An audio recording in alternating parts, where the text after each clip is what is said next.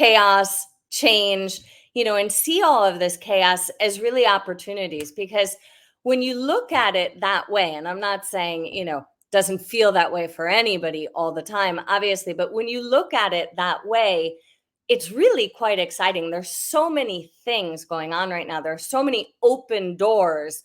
If your mindset is just attuned to kind of seeing them, and then if you kind of have the courage to engage and move forward with it. Welcome back, everyone, to the Geeks, Geezers, and Googlization Show, the home of Googlization Nation, where we talk with HR and business thought leaders about the crazy, never normal shift going on all around us. Our goal is to bring you ways to reimagine tomorrow and explore the ever-changing convergence of people, business, and technology. Here is your host, Ira Wolf. Well, welcome back, everyone, to Geeks Geezers and Googlization Show. Thank you for being part of Googlization Nation. I'm Ira Wolf. If you think this is just another podcast, think again. This is the voice of the most important conversations on the future of work confronting business leaders and people today. Our goal is to bring you ways to reimagine tomorrow and explore the ever-changing convergence of business, technology, and people. In other words, my goal is to help you make sense of this messy, weird, unfamiliar, fascinating world that we seem to be careening toward. On today's show, you're in for a real treat. My guest is Carly Abramowitz. We met just a few years ago. She's the author of a brand new book, Dancing with Chaos: 3 Steps to Break Free from Complexity, Move Toward Your Goals Faster, and Live Your Best Life. For anyone who's been listening to me for the past 25 years and 7 years as host of Geeks, Geezers, and Googlization, you know my passion for helping others deal with the consequences of linear thinking in a world of exponential growth, thriving in a VUCA world, volatile, uncertain, complex, and ambiguous. That was my topic of my TED Talk almost 8 years ago. Make change work for you. It was the theme of my book, Recruiting in the Age of Googlization, which came out in 2017 and a second edition in 2020. It was a subject of hundreds of keynotes and presentations I made over the past 10 years. Well, as Carly's book title says, we need to dance with chaos. To show you how much Carly and I are in sync, I pulled this slide out of my archives. It's from my TED Talk. For those watching the episode, it's an image of me you can see that it's an image of me dancing with change. And for those who are listening, I'll put it in the show notes, but now you have to get that image out of your head. Carly and I have so much to talk about. But before I bring her on, I wanted to talk about today's sponsor, Avanti. Avanti is at the forefront of making everywhere work work. Last week, I had the good fortune to participate in their 2024 Solutions Summit. It was an eye-opening, inspiring event. There were so many good people from different walks of life that I met there. It started with the release of the 2024 Everywhere Work Report, and then an incredible vision of the future as told by futurist Sam Rad, who, by the way, will be a guest on the show in just a few weeks. We participated in roundtables and discussions about the intersection of IT, cybersecurity, and HR. Right now, that intersection is a bit congested, and at times it's an accident waiting to happen, with the function and safety of securing data colliding with the digital employee experience. Well, Avanti's at the forefront of making everywhere work, and you'll be hearing a lot more about Avanti and everywhere work in the weeks to come. Meanwhile, you can download the 2024 Everywhere Work Report by going to Geeks Geezers and Googlization.com, wait for the pop-up, and then click on it, and it'll direct you to the site. Or you can go directly to Avanti.com as well. Now, it's time to bring on Carly Abramowitz. From Boston to Paris, Carly always has danced to her own rhythmic beat. She's a graduate of Northwestern University. She's not just an innovator, she's a dynamic force of creativity and energy in a world of constant change. She's driven by depth, purpose, and an insatiable zest for life. She founded CA Consulting Group in 2005, and today it's an international firm that stands at the forefront of elevating leadership, sales, and communication training for global giants. We're going to talk a lot about that. Let's have a big Googlization Nation welcome for Carly Abramowitz.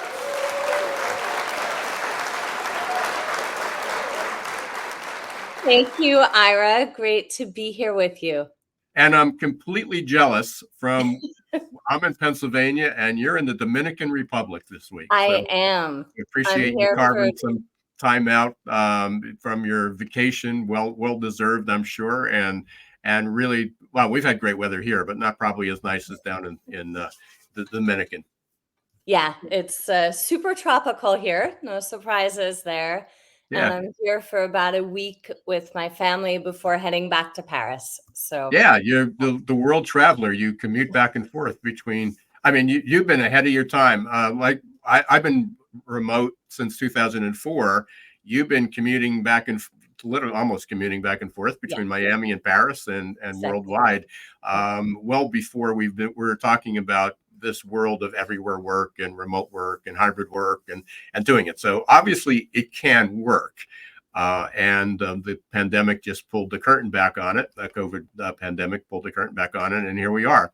And a lot of people are, as I said, dancing with change. You're talking about dancing with chaos. So let's talk a little bit about how you got there. You know, where did that theme come from? What does that look like? And we certainly want to delve into your the three skills that you believe that we should learn about. But our paths and our stories and our influences certainly came from many similar places. So let's hear about yours. Yeah, thank you so much, Ira. So when I founded CA Consulting Group in 2005, we were really quite focused on leadership and specifically leadership and communication during crisis. And if you kind of fast forward from 2005 to about 2015, 2016, and I do talk about this in the book in Dancing with Chaos, all of a sudden, there were so many simultaneous crises happening that, our clients, who are these, big, ginormous companies, started referring to these crises more as transformations. This was when I kind of took a step back and I said, well, all of these things that I had started to study, for example, at Singularity University and afterwards at Abundance 360, starting all that in 2011, I anticipated starting to feel this speed of change and everything really get faster and faster. And so I started to see this directly with my own clients in about 2015, 2016. And we started talking about, VUCA world. And this is a term I know you use it. We use it. A lot of different people use it. It's quite convenient to kind of sum up the, chaos that we have around us. It's almost a magical word. When you talk about it, people don't know what VUCA is. But when you talk about, it's volatility, uncertainty, complexity, and ambiguity. That's the world we live in. And it really encapsulates it for sure. Sorry, I didn't mean to interrupt. So. Absolutely. And like you, Ira, working with people and really, trying to help people and empower people to be able to reach their goals and achieve their ambitions and their dreams, and starting really 2015, 2016, just watching so many of our clients at all different management levels kind of get sucked in to the chaos, so that's originally where I got the idea, perhaps during the pandemic. I don't remember, exactly when it came to me, but it was in me. And I just felt this real need to try and observe, what was going on around me, around so many people around me, and really pinpoint, well, what are those fundamental mindsets? What are those fundamental skills? What are the fundamental practices that some people are doing and doing more of? And it seems to really be helping them to embrace the current, chaos, change, and see all of this chaos as really opportunities. Because when you look at it that way, and I'm not saying, doesn't feel that way for anybody all the time, obviously, but when you look at it that way, it's really quite exciting. There's so many things going on right now. There are so many open doors. If your mindset is just attuned to kind of seeing them, and then if you kind of have the courage to engage and move forward with it. So that's where the idea and the writing of the book came from. And listening to you, you started with talking about you were dealing with crisis management, and certainly that was a whole industry, and that was preparing people, especially in large organizations, when there was a crisis, and it could have been anywhere from a product that they offered, going back 40 years, the J&J and Tylenol type thing. But those were like isolated incidents. And most people sort of took a step back and go, we don't do anything that would require that. But everybody had those incidents, and then it became a PR management and public relations. How do you manage that story? But it just hit me today is like, well, why? My first thought was, when you started to tell that story, was, why didn't you call it Dancing with Crisis? And the reality is there is almost a crisis. It seems for certain people and certain events and certain companies that the frequency of crises collapsed. Exactly. And that's where we're moving. And it's like, okay, now I get it. Now I see the story. And that's really important, because there's so many instances that people just think that the pandemic was a one-off. It's like, I'm not going to live another 100 years. It happens every 100 years. We got through it. Look where we are. We're back. We're still trying to get back to normal. But the normal we face now, those timeframes of normal are on top of one another. And you mentioned this in the book, and you phrased it in a way that I hadn't necessarily heard before, because in my book, in the Recruiting in the Age of Googlization, I have a whole chapter on how do you explain exponential change. And it goes back to the old story that if I give you a penny today and you bring me back the penny tomorrow, and by doing that, I give you 2 pennies. And then on 3 days, you got 4 pennies, and it goes 8. And it's like, how many pennies do you have at the end of a month? And people, because for a long time, for the first 20 days, it's like, this is a lot of work for a little bit of money. Right. And then all of a sudden, it's worth $5 million. Boss can give away the storyline at the end. But you talk about it in a different way, and you talk about the knowledge doubling. Yeah. So can you just share that? Because I think we're looking for stories that people can find relatable. Yeah, absolutely. Well, there's so much available to us. That's where, this knowledge doubling curve, it's clearly an exponential curve.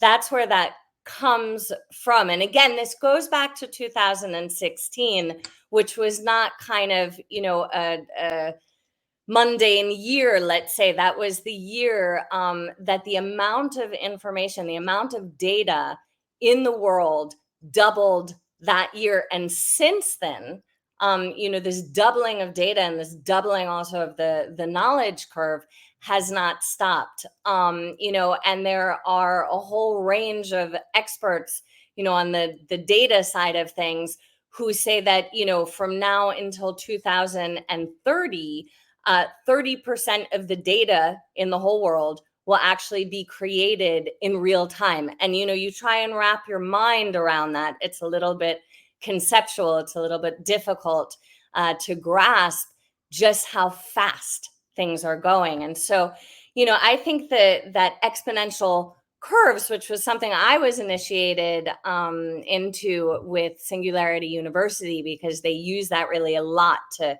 help you understand the scale of change that's happening in the world. And when you really grasp that force, right, of the exponential change, which is something that we all felt, for example, during the pandemic. It's the same thing as your penny example.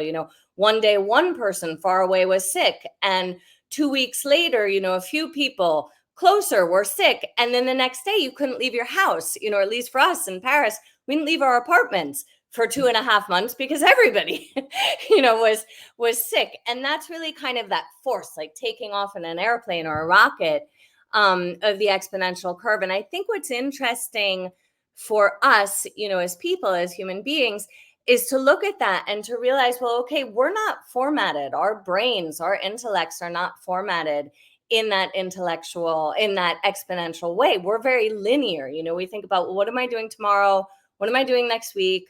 What am I doing next month? Oh, right. Next year, I can plan another vacation to the Dominican Republic, so on and so forth.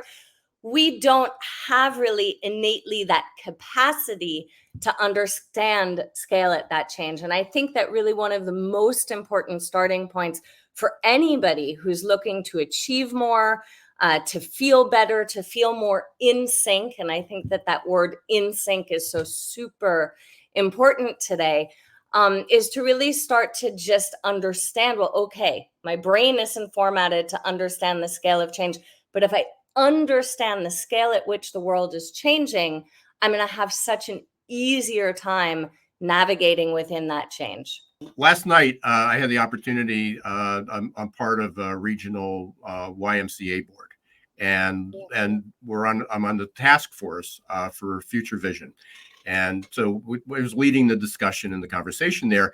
And from the prior session, people got in the weeds. There were things that they can fix, and they go, well, this is our 5-year plan, or this is our 10-year building plan.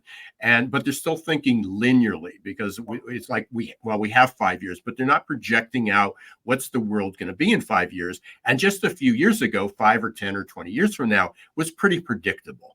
It was a trend.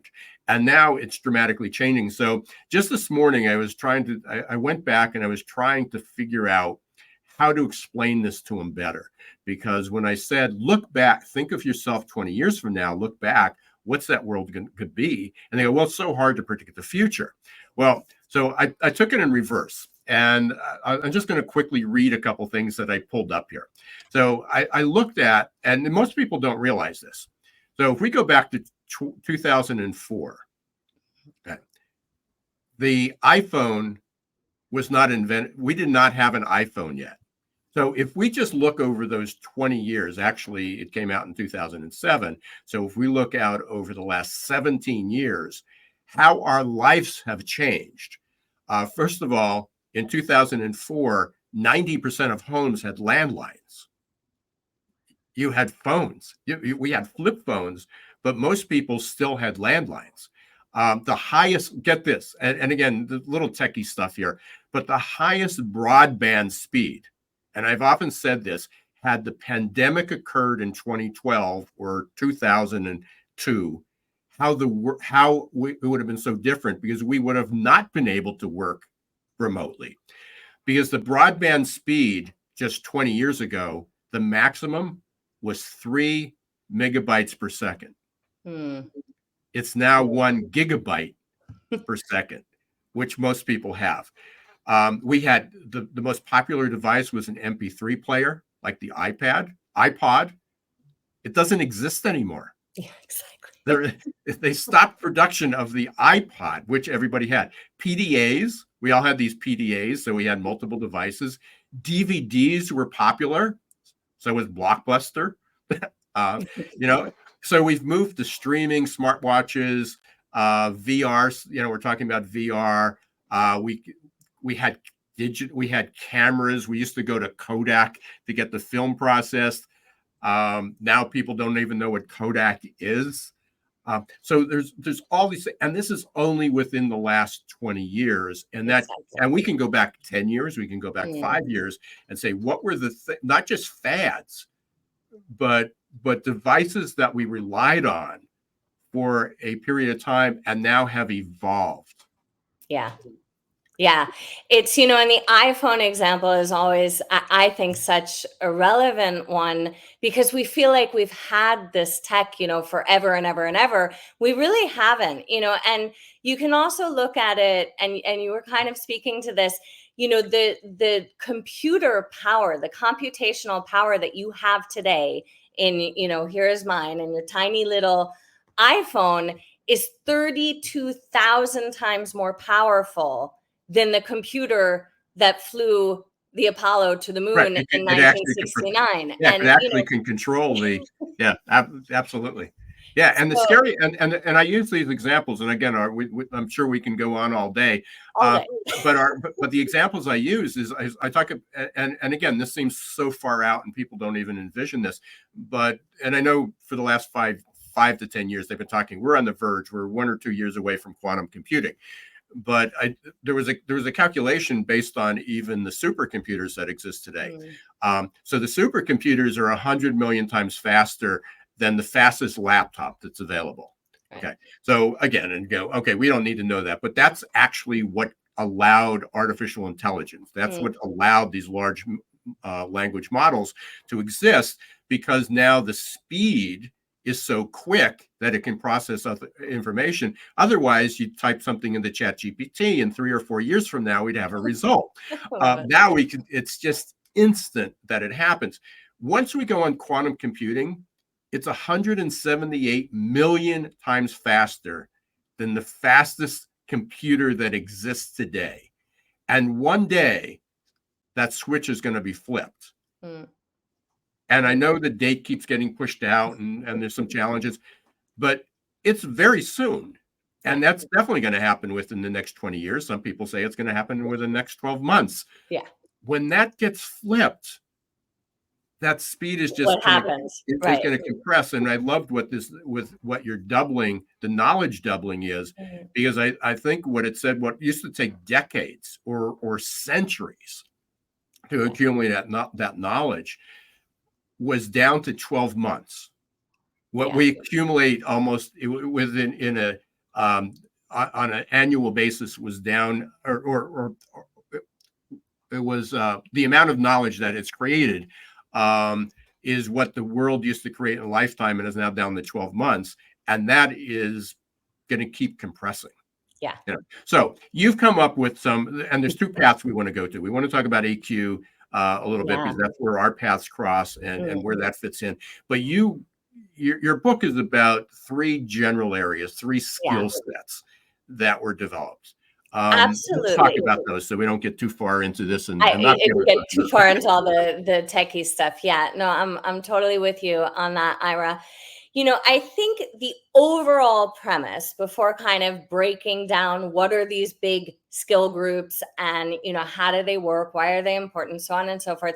The big premise for me, having worked in leadership development and sales development and just overall soft skills development for basically the past 30 years of my life, the big thing for me is realizing that it is actually these skill sets that are going to give us, you, me, other people, some continuity and some stability, and a feeling within ourselves of some notion of predictability, and I think you did such a beautiful and pedagogical job of explaining, what's going to happen when the quantum switch, is switched.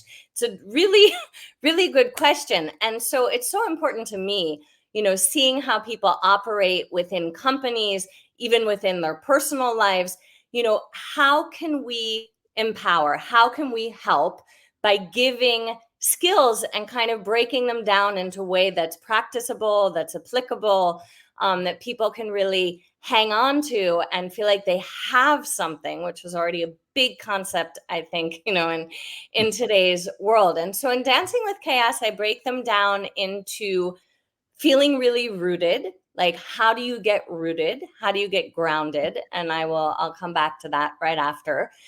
Second skill set is all about, now that you are rooted within yourself internally, because externally it's all movement and it's moving in all kinds of weirdo, ways.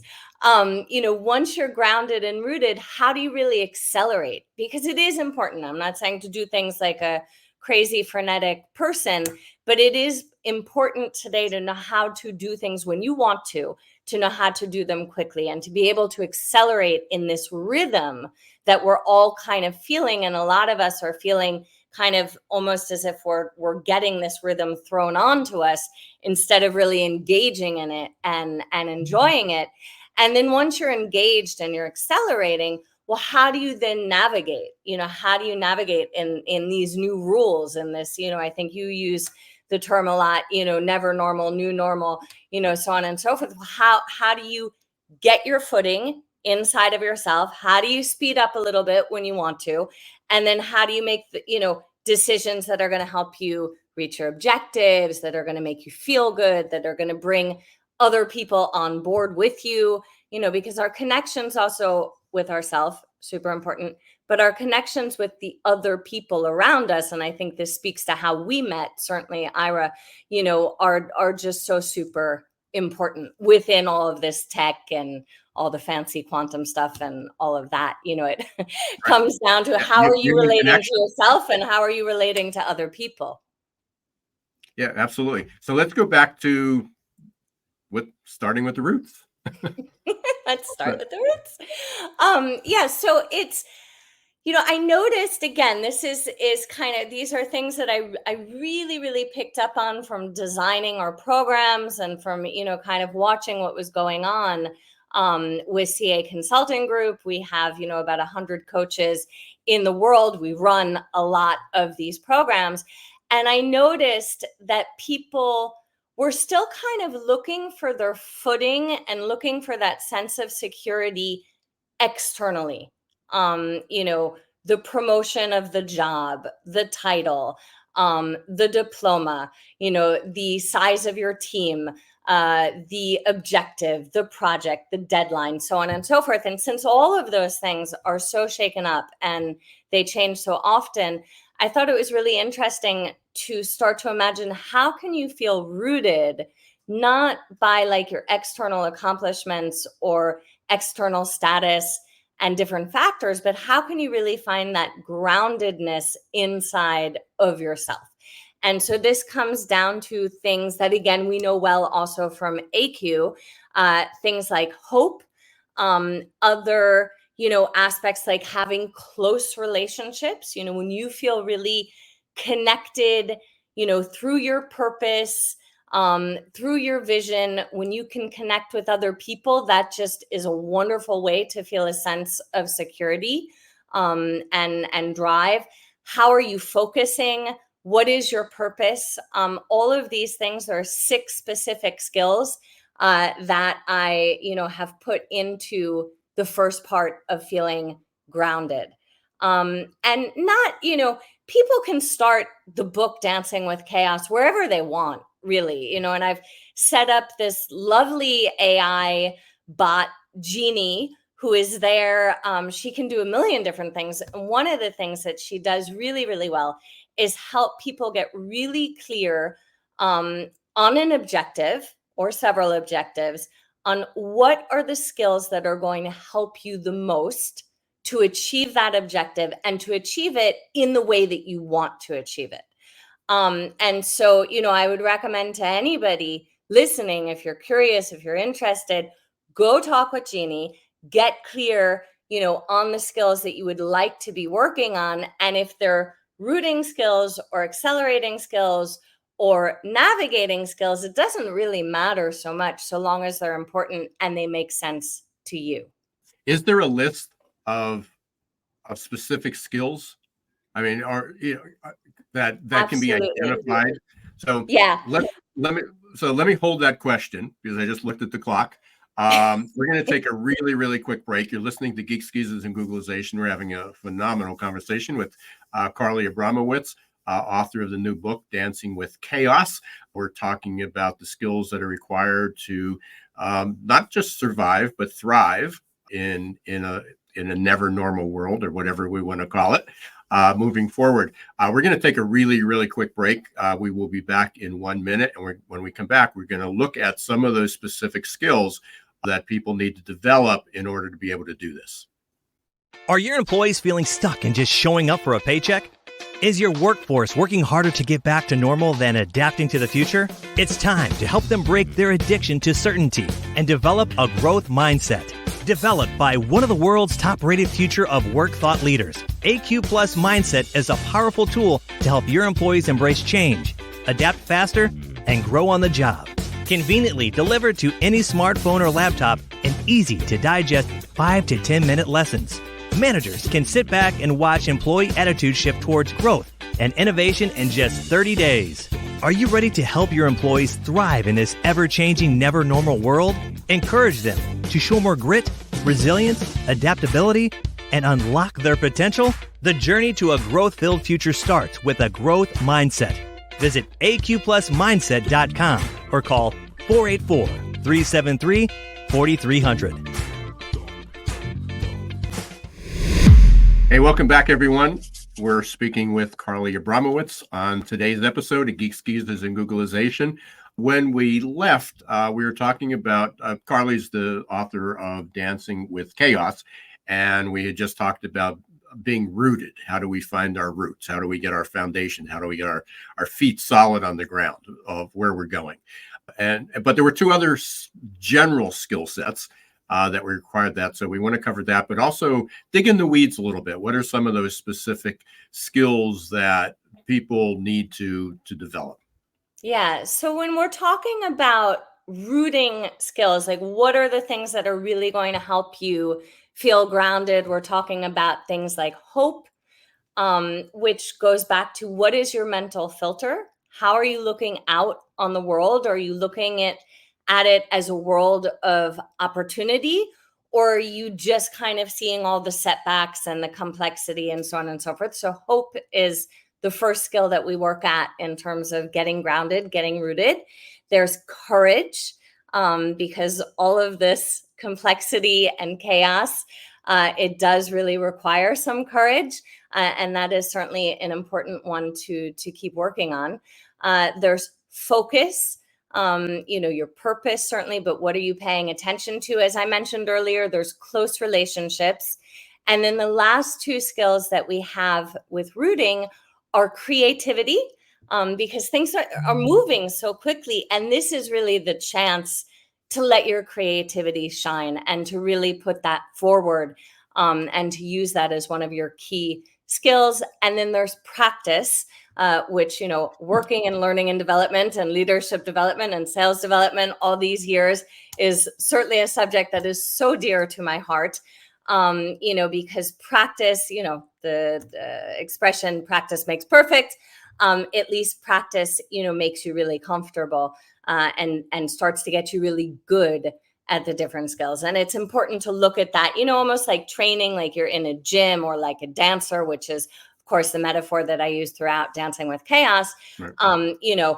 Dancer is still at that bar. The best dancer in the world is still doing bar exercises, every day. And that notion of practice and of deliberate practice is so important. So those are the six for getting rooted, getting grounded.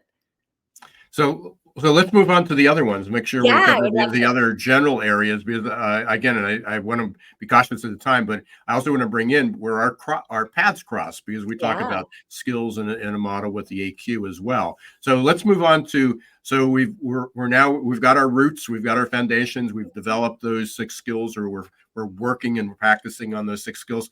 What's next? So once you're rooted, and again, this is an internal rooting, it's with yourself, even if you're connecting with other people, which is obviously the idea. And then we move on to, well, how do you accelerate in the chaos, and how do you kind of start moving more swiftly toward your different objectives? And we do that. There are, again, 6 skills. They're adaptability, which is one of our favorite shared subjects, I think, Ira. Oh, absolutely. We can talk about that maybe a little bit later.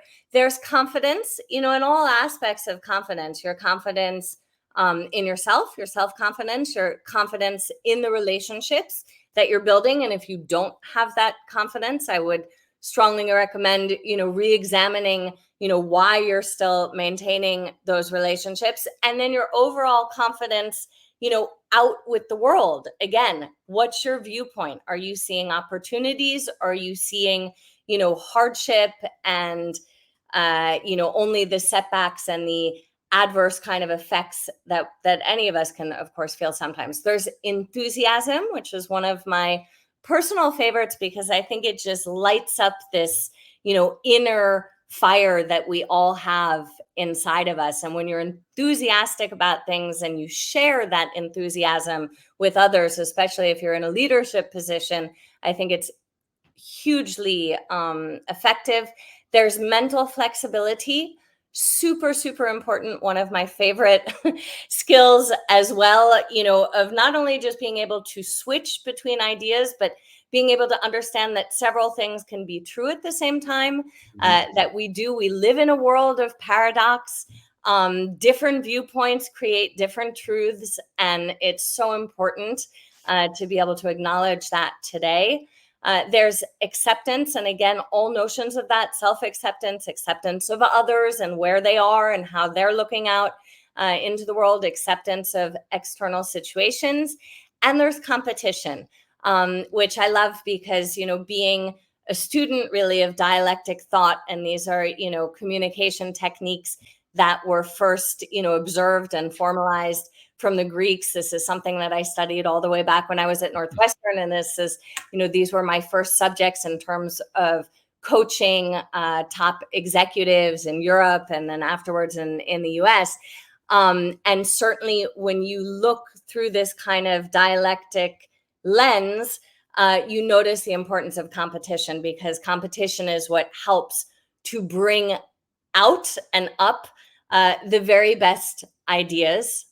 Very strong link also back to the skill of creativity. So that's Yeah, and I love how you did that, and just a couple things, and again, just showing our kind of how we're synced, and this is probably the first one-on-one conversation. We've been in groups before with that, but during the pandemic, when really dug into all this, I talked about courage.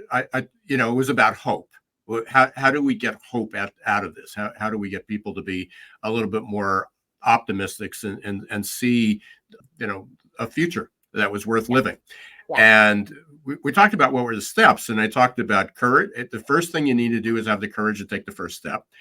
And if you practice that, if you do it over and over again, now you build the confidence.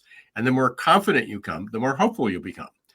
Which fit into the growth mindset. So, although the order in which you're doing it, there's a theme and there's a commonality of this, and it certainly makes sense. Before we lose track of time, let's go into, okay, now we've got our roots, and now we're more comfortable with it. We're accelerating, we're moving forward. And then how do we navigate? Okay, how do we navigate? Yeah. So navigation, same idea, 6 skills. There's the capacity to perseverance. There's prioritization and reprioritization. And this is one of my favorites, because I think it's something that's so easy to kind of fix and to improve once you realize how important it is. And so this can be something as simple as, you have a jam-packed day, and at 11 it changes, and then at 1 it changes, and at 5 it changes. Right. And, how are you kind of very comfortable and mentally flexible with rearranging those priorities? I think it's really one of the top skill sets that people can focus on today. There's being pragmatic, as opposed to being an idealist, which is super important as well. But, it's today, if you want to navigate and just do it, sometimes just focusing on the essentials, being pragmatic, accepting something that's good enough to start, which is, goes back to what you said right before, Ira. It's so important. Collaboration. I think this is a theme that so many of us, really get a sense of the importance of. The famous quotation, alone you can go faster, but together you can go further. I think it's, really never been absolutely as true as it is today. And I think that will become even more the case as we go further into the complexities, of tomorrow's world. And then there's learning and growing. We're always learning, we're always growing. And I think when you really get a sense of that, it opens up so many doors, and it opens up, you talk so much about the growth mindset. Learning and growing clearly are linked to that, but it just also, it kind of takes some of the pressure off. It takes that edge off to get it perfect the first time, or, to be a rock star right away with something. And it just lets you get comfortable that every single day, really every single instant of your life, you are learning, you are growing, you are, moving at all times. Your body does it without you realizing, with cellular regeneration, all of our bodies, every single cell, we have a new cell, be it in your bones, your brain, your skin, wherever you want, your eyes. We're totally redone every 90 days. So this is something that your body does organically without you even being the slightest bit aware of it. And I think it's important to realize that we really have this capacity much more intentionally and consciously to be consistently learning and growing. And then I kind of close the book off and this whole section on navigation with the importance of slowing down. Because it's it's easy to hear and to misinterpret, get rooted, then you can accelerate, then you can navigate, and again, it's not, we all have our frenetic days and moments and so on and so forth. But the idea is to, start to work toward a sense of inner peace. And that means different things for every single person, but learning how to, take a step back, take a break, if it's going to the beach, or if it's going to the gym, or if it's just sitting down and having a coffee with a really good friend, or for people who meditate, whatever, way works for you, is a great way. Yeah. So slowing down is important. We're about 42 minutes into this, and it always goes incredibly fast. And I'm thinking here, we could probably spend an entire episode on each of your 18 skills. And so you're welcome to come back anytime. But before we kind of start to wrap things up, we were connected through the Adaptability Quotient, the AQAI community. Where does this, and I know adaptability is one of those 18 skills, but it's much broader than that, because we talk about, you talk about mental flexibility, you talk about hope, but we talk about grit and resilience and unlearning, and you touched on that a little bit, growth mindset. Where does that fit into your world? I mean, what was that connection that you saw, and where does it fit into this?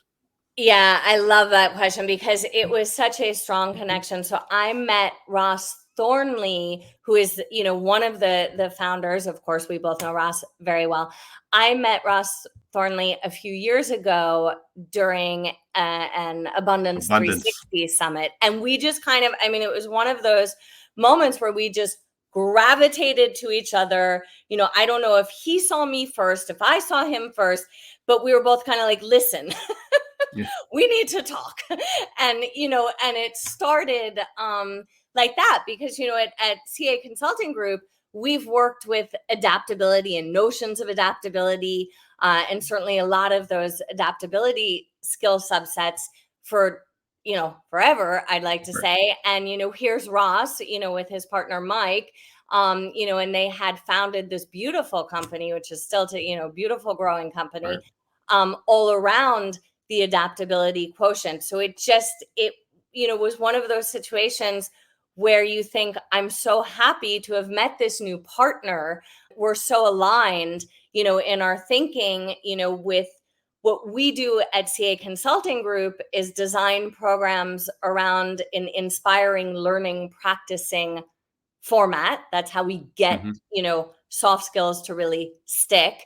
And what Ross and Mike have created, is this amazing model and way to analyze, well, how is your adaptability quotient doing? So, those between our pedagogical method and Ross and Mike's, research and analysis and model, it just really fit. And our coaches love these tools and our clients love these tools. And we do a lot, of work with adaptability. And it certainly resonates so much for me. Now in Dancing with Chaos, I break it down a little bit differently because that's what, made sense for me in terms of getting this message across. But at the end of the day, so many of us are really trying to emphasize the importance of similar skills and of a similar mindset.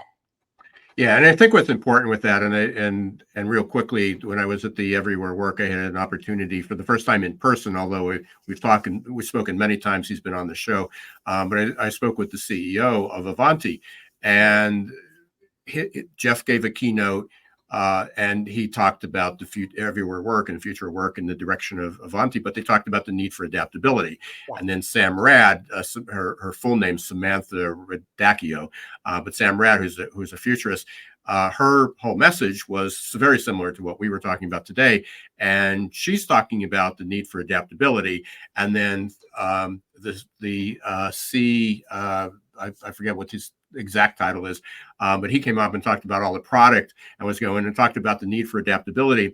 So when I got the chance to talk to Jeff, I said, you're talking about this, but how do you measure the success? How do you measure adaptability? How do you measure if people are actually moving quickly enough, and what's going to impact that? Because it's not just about are people adaptable, but is the culture Yes.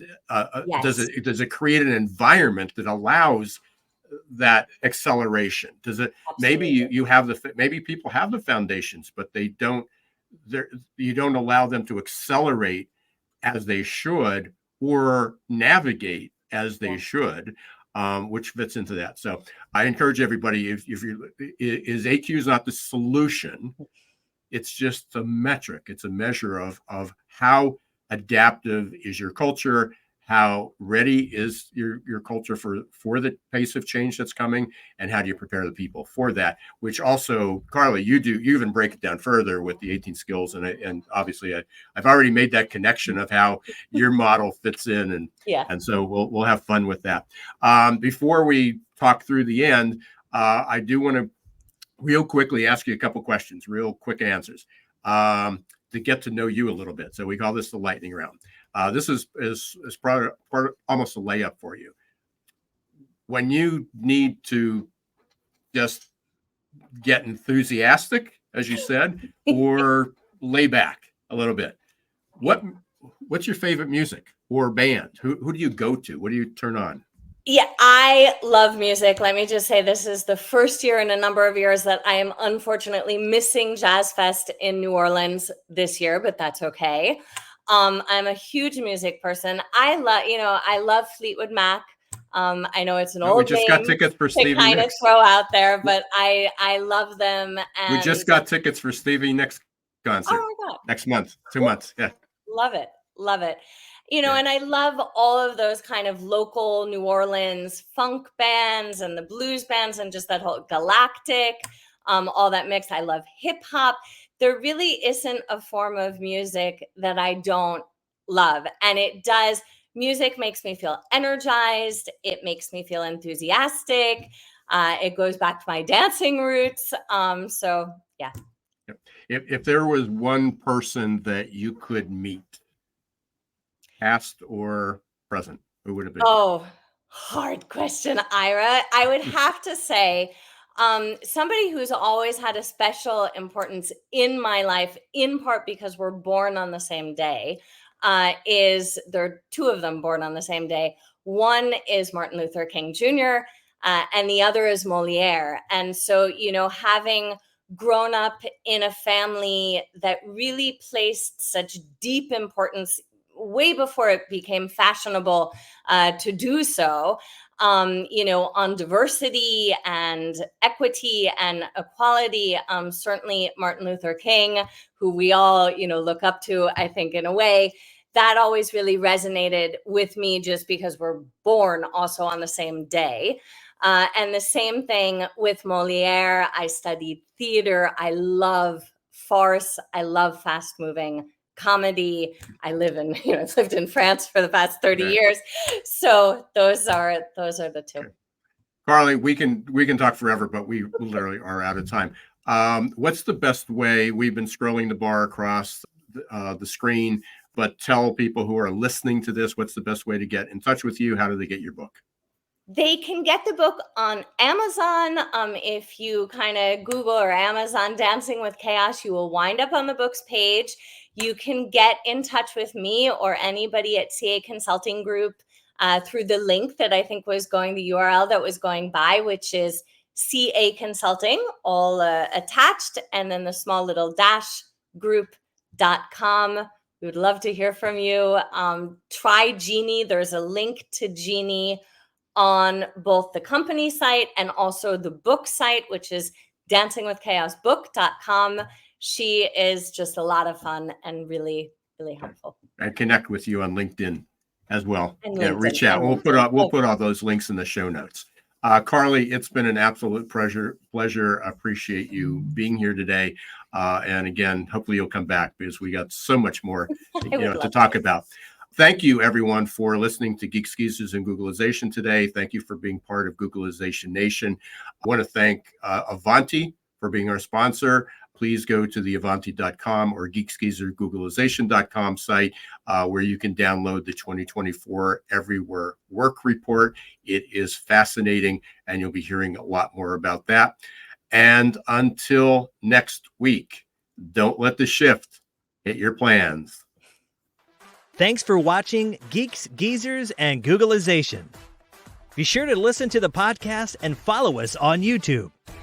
This show was produced and edited by Hilton Productions.